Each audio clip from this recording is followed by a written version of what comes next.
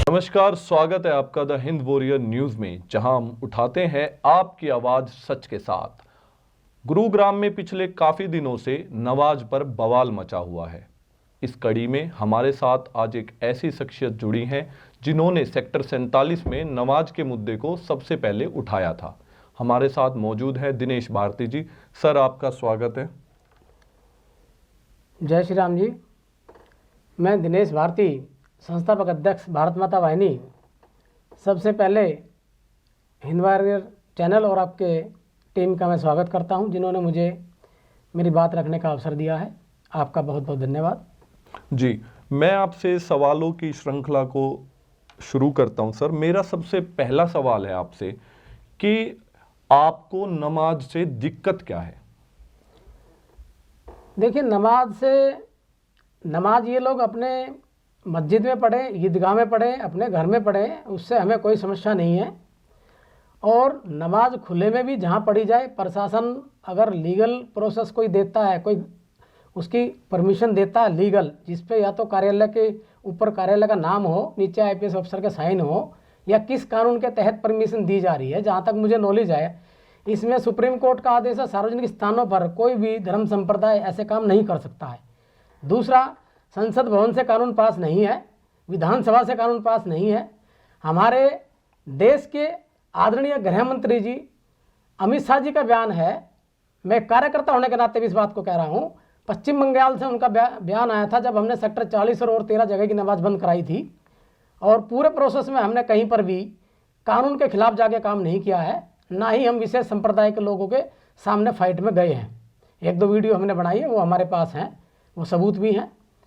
लेकिन जहाँ तक नमाज का सवाल है, हमारे गृह मंत्री जी का बयान था कि लैंड जिहाद को पूरे देश में बंद करेंगे।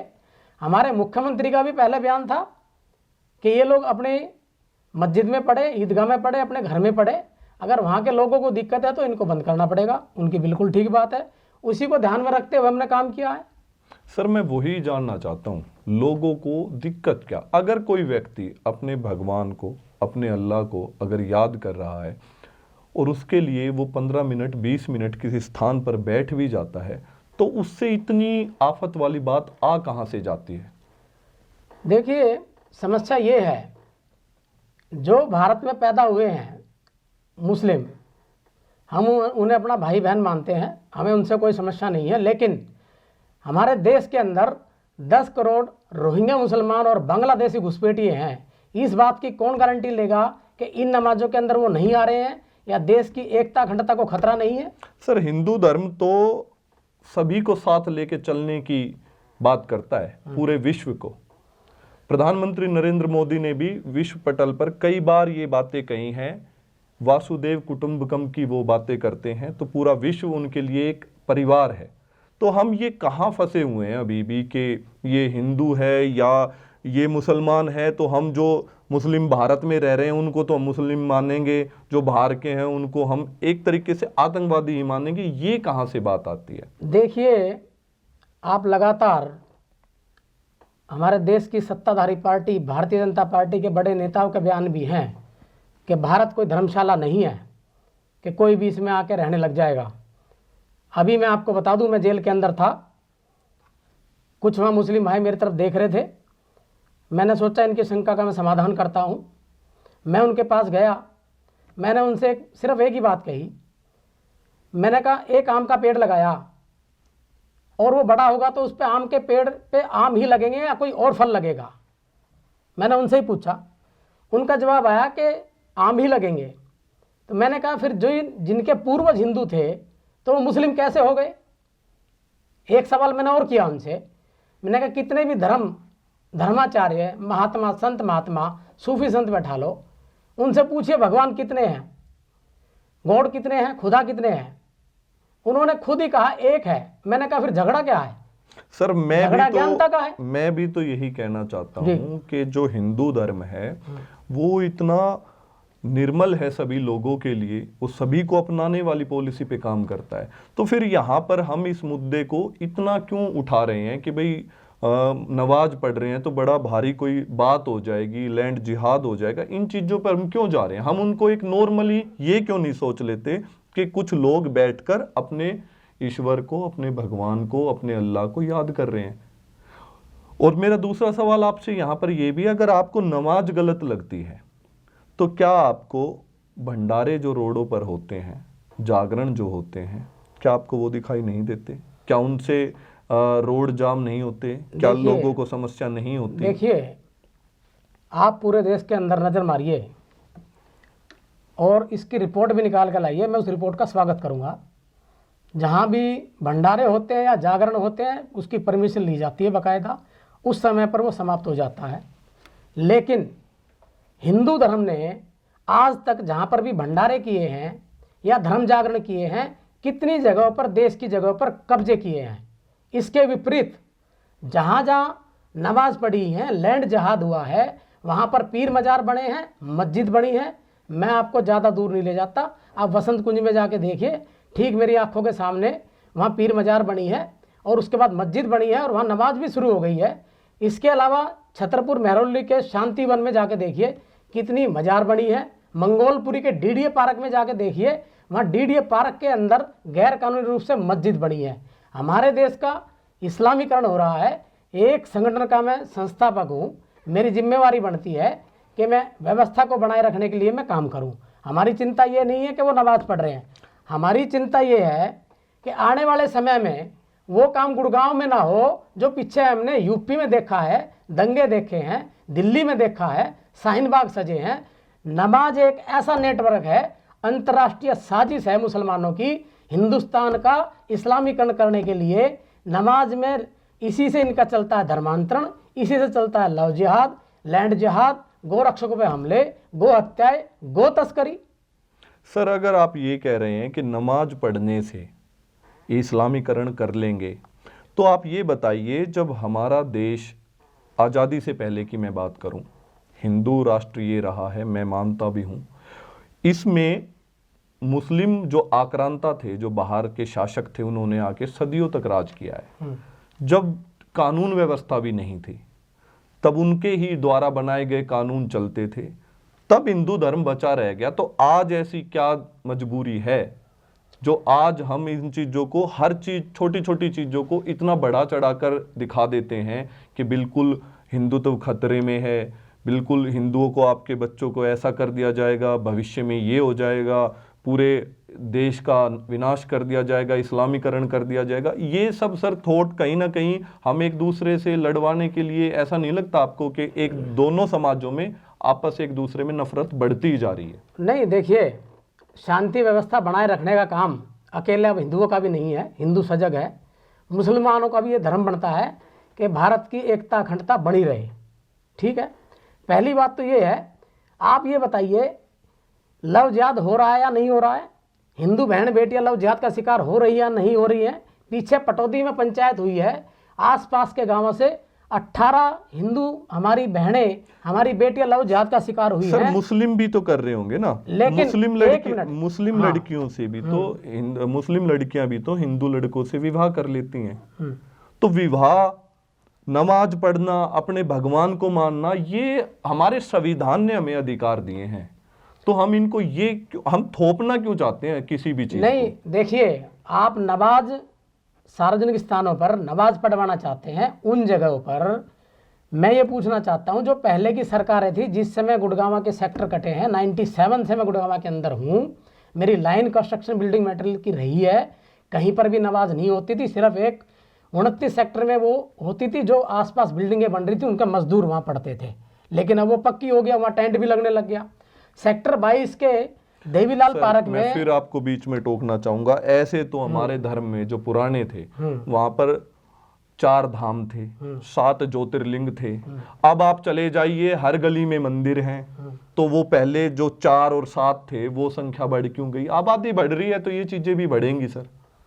नहीं, देखिए, अगर मुस्लिम की आबादी बढ़ रही है तो उनकी मस्जिदें भी बढ़ेंगी, लोग भी आपको ज्यादा दिखेंगे। हम इस देश में मिलजुल कर क्यों नहीं रह सकते, शांति के साथ क्यों नहीं रह सकते? देखिए, आपके सवाल का एक जवाब तो मैं ये देता हूँ, इस देश के अंदर आज तक जितने भी दंगे हुए हैं वे मुसलमानों की तरफ से हुए हैं, हिंदुओं ने नहीं किए हैं। आप इतिहास उठाइए। नहीं सर, ठीक है। ये चीजें तो बिल्कुल आप अपवाद कह रहे हैं कि सब कुछ, ये कैसे पॉसिबल हो सकता है कि सब कुछ, हम किसी भी मुद्दे को हम उनको अपराधी की शक्ल से क्यों नहीं देखते, हम उनको धर्म के चश्मे से ही क्यों देखते हैं कि मुस्लिम ने कर दिया तो ये मुस्लिम ही खराब हो गए। सर उन लोगों के बारे में भी सोचिए जो ठीक हो सकते हैं, जो ठीक हैं, हम उनके साथ काम कर रहे हैं। हमें मुसलमानों से नफरत नहीं है, मैं आपको फिर कह रहा हूँ, मैं खुद भी उनके साथ काम करता हूँ। लेकिन जो हमारे देश का जो इस्लामीकरण हो रहा है, हमारी चिंताएं वो हैं। दिल्ली में दंगे हुए तो सर ये सरकार को क्यों नहीं दिखाई देता, हमारे आईबी अफसर मारा गया, ये सरकार को क्यों नहीं दिखाई देता कि कोई ऐसी साजिश चल रही है इंटरनेशनल, और सरकार को दिखाई नहीं दे। सरकार के पास तंत्र है, पुलिस तंत्र है, खुफिया विभाग है, सीआईडी है, सीबीआई है, सब कुछ है उनके पास, उसके बाद भी उनको नहीं होती। लेकिन ये सारी जानकारियां हमें कहाँ मिलती हैं? हिंदू धर्म के जो इस तरीके के सामाजिक संगठन बने हुए हैं। आखिर सरकार उन पर फैसला क्यों नहीं लेती? देखिए, भारत माता वाहिनी का जन्म मैं आपको बताता हूँ क्यों और किस लिए हुआ है। मैं 8 साल हरिद्वार में रहा हूँ, संत महात्माओं के बीच में मेरा आत्ममंथन हुआ है।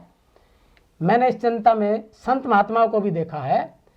इस देश में आप सिर्फ नमाज की तो पैरवी कर रहे हैं, हिंदू 1 या 2 बच्चे 3 बच्चे पैदा कर रहा है, तो इसमें एक कानून क्यों नहीं लागू होता? 4 बीवी 40 बच्चे वो पैदा कर सकते हैं। सर मेरा सवाल आपने ठीक से सुना नहीं। मैं अपने सवाल को दोबारा दोहराता हूँ कि ये सब काम करने का कार्य जो होता है सरकार का होता है कि वो 2 बच्चे पैदा कराए देश में, 1 बच्चा कराए, 1 भी ना कराए, 40 कराए, तो सरकार करे ना इस काम को। देखिए, जब कहीं देश में कुछ गलत हो रहा है जी, और भारत माता वाहिनी का तो संकल्प है, भारत माता वाहिनी का संकल्प खाली ये नहीं है, भारत माता वाहिनी का संकल्प भारतीय संस्कार संस्कृति का प्रचार प्रसार करना भी है, भागवत कथा राम कथा भी है, सुंदरकांड हनुमान चालीसा भी है, गौशाला गुरुकुलों का निर्माण भी है। हम अपनी आने वाली पीढ़ियों को भी संभालना चाहते हैं, क्योंकि राम मंदिर का जब विषय चला था तो गुड़गांव में हमने काम किया था। हमारे सामने ये समीक्षा बैठक में एक चीज़ निकल के आई थी, एक बहन ने रोते हुए बताया था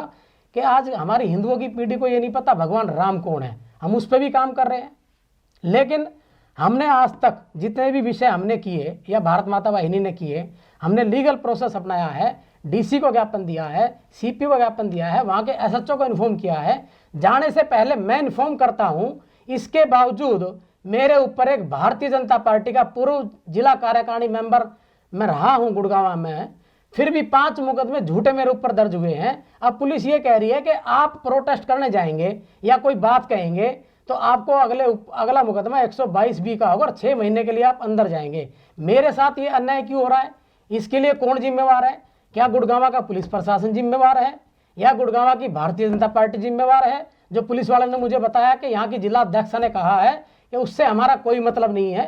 ये पूर्व जिला कार्यकारिणी सदस्य भारतीय जनता पार्टी का अपनी पार्टी से पूछना चाहता है कि मेरा अपराध बताइए। मैंने अगर पूरे प्रोसेस में किसी भी एक मुस्लिम को एक शब्द भी कहा हो या एक उंगली ऐसे करके दिखाई हो तो जो सजा फांसी बनती हो तो मैं लेने के लिए तैयार हूँ। तो सर मैं वही तो आपसे कहना चाहता हूँ कि आप जिस पार्टी के लिए कह रहे हैं कि आप उसके पहले कार्यकर्ता थे या आज भी मानते हैं आप अपने आप को उनका? हाँ, बिल्कुल मानता हूँ जी मैं। तो आपकी पार्टी ही जब आपकी बात नहीं सुन रही, आपकी सरकार ही आपकी बात नहीं सुन रही है, तो आप जाके माहौल खराब करने के लिए क्यों जा रहे हैं? देखिए, हमारे संविधान में सभी को अधिकार दिया गया है। आपको अधिकार है, आप अपनी पूजा पद्धति के लिए माथे पर तिलक भी कर सकते हैं, लेप भी लगा सकते हैं, भगवा कपड़े पहन, मतलब आपको पूरी आजादी मिली है। तो ऐसे ही दूसरे धर्म को भी आजादी है, वो अपनी पूजा पद्धति जिस हिसाब से करना चाहें वो कर सकते हैं। तो इसमें इतना विरोध क्यों सर? देखिए, आपका झुकाव सिर्फ इस बात के लिए है कि सार्वजनिक स्थानों पे खुले में वो लोग नमाज करें। नहीं, मेरा झुकाव, लेकिन मैं ये कहना चाहता हूं कि सुप्रीम कोर्ट का आदेश है। मेरा झुकाव भारती जी उनकी तरफ इसलिए है, आज जो आपको दिख रहा होगा कि पत्रकारिता का फर्ज है कि वो जो पक्ष उनके सामने मौजूद नहीं है, यानी कि मैं मुस्लिम पक्ष की बात कर रहा हूं, वो हमारे साथ नहीं जुड़ पाए हैं किसी कारण से, तो उनका पक्ष ही तो रखूंगा ना सर। हाँ, बिल्कुल रखिए। आप बताइए ना, मैं आपको कहीं भी रोक नहीं रहा हूं, आप अपनी बातें रखिए। लोकतंत्र में सबको अपनी बात कहने का अधिकार है और कानून के दायरे में काम करने का भी अधिकार है। भारत माता वाहिनी ने, भारत माता वाहिनी के कार्यकर्ताओं ने, खुद मैंने लोकतंत्र के माध्यम से अपनी बात उठाई है और कानून के दायरे में हमने काम किया है जी। इस पे कानून अब हरियाणा सरकार बनाएगी या केंद्र सरकार बनाएगी। हम सिर्फ इसलिए काम कर रहे हैं कि ये एक गंभीर विषय है, ये गंभीर मुद्दा है। हमारे देश का इस्लामीकरण ना हो, जैसे दिल्ली में पीछे दंगे हुए हैं, गुरुग्राम को ये ना देखने पड़े। और विषय नमाज बंद कराने का मैं आपको क्लियर कर देना चाहता हूँ, भारत माता वाहिनी की तरफ से अकेले गुरुग्राम का नहीं है, ये भारत का राष्ट्रीय मुद्दा है, ये राष्ट्रीय समस्या है और ये राष्ट्रीय चुनौती भी है। सर मान लीजिए हम नमाज के लिए, आप बंद कराने के लिए जाते हैं, नमाज को बंद कराने से जो आप कह रहे हैं कि दंगे ना हो, तो अगर आप नमाज के लिए दूसरे धर्म वाले लोगों को ये बोलेंगे कि आप नमाज नहीं करने देंगे, तो आप दंगे, इससे तो दंगे भड़केंगे। देखिए, इससे शांत कैसे होंगे? मैंने आपको क्लियर किया है, मैं जब भी वहाँ गया हूँ मैंने प्रशासन को इन्फॉर्म किया है। मेरा एक मैसेज गृह मंत्रालय जाता है, एक मैसेज सीपी को जाता है, एक मैसेज डीसी को जाता है, वो मैसेज पूरे थाने में फॉरवर्ड होता है, तब मैं जाता हूँ। और मैं खाली हाथ जाता हूँ और उनसे दूरी बना के रखता हूँ, ताकि कल को ये लोग ये ना कह दें कि ये भारतीय जनता पार्टी के कार्यकर्ता ना दंगे भड़कवा दिए। हमने सिर्फ अपनी बात कही। लेकिन मैं एक चीज़ और कहना चाहता हूँ, 15 तारीख को 11:15 बजे मुझे पुलिस ने उठा लिया, लेकिन फिर ठीक 1 बजे RWO के प्रधान सुनील यादव या वहाँ का पार्षद कुलदीप यादव ने प्रोटेस्ट क्यों किया? उनसे तो प्रोटेस्ट करा दिया ACP साहब ने, SHO साहब ने, DCP मकसूद अहमद साहब ने, CP साहब ने। मुझे थाने में रखा गया 15 तारीख को, रात को हवालात में रखा गया। अगले दिन DCP ईस्ट मकसूद अहमद के यहाँ 10 बजे ले गए, शाम को 6 बजे तक मेरा जमानती भी बैठा रहा। DCP साहब नहीं आए और रीडर को अपने घर बुला के ऑर्डर कर दिया कि इसको जेल में ले जाइए। क्या मेरे साथ अन्याय हुआ या अत्याचार हुआ? मैं आपसे पूछना चाहता हूँ। देखिए, मैं यही कहना चाहता हूँ, ये तो कानूनी दावपेच है, कानून की प्रक्रिया है। क्या DCP साहब ने किया, क्या ACP साहब ने किया, क्या CP साहब ने किया, लेकिन मैं ये आपसे कहना चाहता हूँ कि आप उनका विरोध ना करते या उस जगह ना जाते तो शायद आपके साथ ये नहीं होता। देखिए, मुद्दा जब कोई उठ जाता है, और ये राष्ट्रीय मुद्दा बनाने के लिए भी मुझसे ज़्यादा ये प्रयास गुरुग्राम पुलिस ने किया है। वो भी बता देता हूँ कैसे किया है जी। ये सिर्फ गुड़गांव तक सीमित ये मुद्दा अभी था जी। राष्ट्रीय मुद्दा बनाने के लिए गुरुग्राम पुलिस ने एक ट्वीट किया था कि गुरुग्राम पुलिस ने अभी आप लोगों से बात करके सेक्टर 47 में 2 हफ्ते का समय भी मांगा था। नहीं, ऐसी मेरे पास कोई सूचना नहीं आई। अगर कोई ऐसी सूचना होती, मैं DCP वेस्ट दीपक सारंग जी के पास गया था जी। और मैंने उनसे कहा था कि आपने मुझे बताया है, मैं मौके पर ज़रूर जाऊंगा, अपनी बात मीडिया के सामने रखे, मैं इसको पोस्टपोन करूंगा इस विषय को अभी, क्योंकि काम और भी हैं और हम भी नहीं चाहते कि हमारी वजह से बार बार पुलिस परेशान हो। क्योंकि पार्टी कार्यकर्ता होने के नाते मेरे पास भी सूचना थी और मेरी चीज़ों पे नज़र है। उत्तर प्रदेश के इलेक्शन में हमें काम करना है, हमें यही काम नहीं है कि हम हर शुक्रवार को उनके सामने जाके खड़े हो जाएं। हमने विषय उठाया, मुद्दा उठाया, सरकार के अधीन है, सरकार इस पर निर्णय लेगी। तो मैं वही जानना चाहता हूँ सर, क्यों नहीं हम संविधान के हिसाब से क्यों नहीं चलते? जो लॉ बने हुए हैं, लॉ मेकिंग की जिनकी पॉलिसी है, जिन्होंने इस पर कार्रवाई करनी है, हम उन पे, आपने मुद्दा उठाया, अच्छी बात है, अब आप उस मुद्दे को छोड़ दीजिए। देखिए, मैं एक चीज़ क्लियर कर देना चाहता हूँ, हम उन लोगों में शामिल नहीं हैं जो देश के अंदर दंगे भड़काते हैं या रोड रोक कर बैठते हैं। पहले भी लोग बैठे थे शाहीन बाग को लेकर, जगह जगह भी देश में बैठे थे, उसका विरोध करने भी वहाँ गए थे। अब किसान आंदोलन वाले भी बैठे हैं। हमने देश को कहीं नुकसान नहीं पहुँचाया है। देश को नुकसान हो रहा है तो वहाँ से हो रहा है, वहाँ भी सरकार सेंटर की भी बैठी है, लोग भी देख रहे हैं, लोगों के सामने सच्चाई भी आ रही है और वो और सच्चाई आएगी, सच्चाई आगे आएगी तब ये सरकार रिपीट होंगी, केंद्र की और राज्य सरकार रिपीट होंगी, जब जवाब मिलेगा इन लोगों को जो ये चाहते हैं कि रोड रोक कर बैठने से किसानों के जो इन्होंने जो कानून बनाए हैं किसानों के हक में, इसे बदनाम करके इस सरकार को हटवा देंगे, ये इनका वहम भी निकलेगा। लेकिन रहा नमाज का विषय, नमाज का विषय हमारा बिल्कुल जायज़ है, ये गैरकानूनी है। ये मुद्दा पिछली सरकारों ने क्यों नहीं उठाया, उनके किसी कार्यकर्ता ने क्यों नहीं उठाया? 120, 25, 30 जगह पहले ये पढ़ी जाती थी, उससे घटकर ये डाउन हुई है। लेकिन हमारा कहना है कि अगर शांति व्यवस्था बनाई रखनी है, हमारी चिंता है, ये गुड़गांव में लव जिहाद के केस नहीं होते थे, लेकिन अब गुड़गांव में भी होते हैं। तो सर, जो मुफ्ती साहब से भी मेरी बात हुई, तो मुफ्ती साहब ने हमें एक साक्षात्कार में ये बताया कि उनकी ये समस्या सोल्व हो सकती है अगर सरकार उनको 15 से 20 मस्जिदें बना के दे दे, तो ये समस्या ही सोल्व हो जाएगी। वो मेरा मिशन है गौशाला और गुरुकुल खोलने का। मुझे भी सरकार जगह दे दे, शहर में ही दे दे। ये शहर में हुड्डा पार्कों में नमाज पढ़ रहे हैं, तो मुझे भी एक हुड्डा पार्क दे दे गुरुकुल बनाने के लिए, गौशाला खोलने के लिए। क्या मैं इस भारत का नागरिक नहीं हूँ, या हिंदू इस भारत के नागरिक नहीं है? यह एक विशेष संप्रदाय को ही विशेष दर्जा इस देश के अंदर है। यह एक धर्म से जुड़ा हुआ मुद्दा है और धर्म से आस्था जन्म लेती है। आस्था के सामने कोई भी तर्क और वितर्क कार्य नहीं करते, ना ही उनका कोई स्थान होता है। लेकिन हम आपसे बस यही अपील करना चाहेंगे कि आप किसी भी धर्म में ये नहीं लिखा हुआ कि आप एक दूसरे से गलत व्यवहार कीजिए, एक दूसरे से संबंध खराब कीजिए। हमें सभी धर्मों का पालन करना चाहिए और सभी धर्मों में एक ही शिक्षा दी गई है कि हम सब आपस में मिलकर रहें और एक साथ रहें।